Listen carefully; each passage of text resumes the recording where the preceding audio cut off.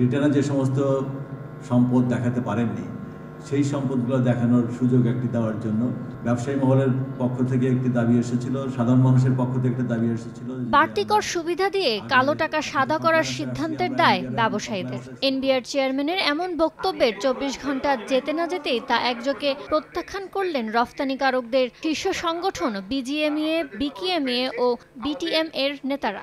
যদি না করা হয় তাহলে অবশ্যই বিনিয়োগে বাধা হবে, কর্মসংস্থান সৃষ্টি হবে না।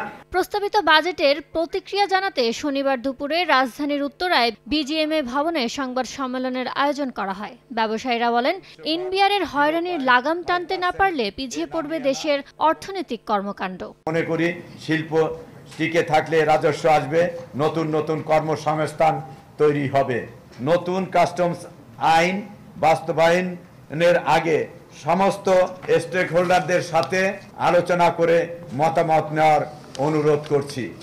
নগদে 500 টাকা বা তার বেশি পেমেন্টে পেতে পারেন ঢাকায় জমিসহ 20 কোটি টাকার পুরস্কার। একদিকে ব্যাংক ঋণের উচ্চ চাপ, অন্যদিকে বেশি দাম দিয়েও দীর্ঘদিন বয়ে বেড়াতে হচ্ছে জ্বালানি সংকট।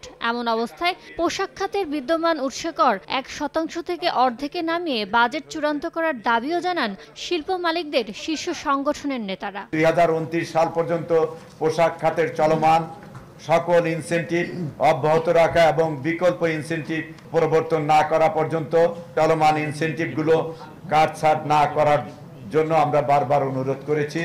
প্রস্তাবিত বাজেটে 15% কর দিয়ে কালো টাকা সাদা করার সুযোগ তুলে নিতে সরকারকে লিখিতভাবে আপত্তি জানানো হবে বলে জানিয়েছেন এফবিসিসিআই সভাপতি। এটা আমরা সংশোধনের জন্য আমরা লিখব, যেন ক্রিমিনাল অ্যাক্টিভিটিজের অপরাধমূলক কোনো টাকা যেন এখানে এসে এই সুযোগটা নিতে না পারে, সেটার জন্য আমরা। সরকার ব্যাংক থেকে অতিরিক্ত টাকা নিলে ব্যবসায়ীরা ঋণ পাবে না বলেও মনে করে এফবিসিসিআই।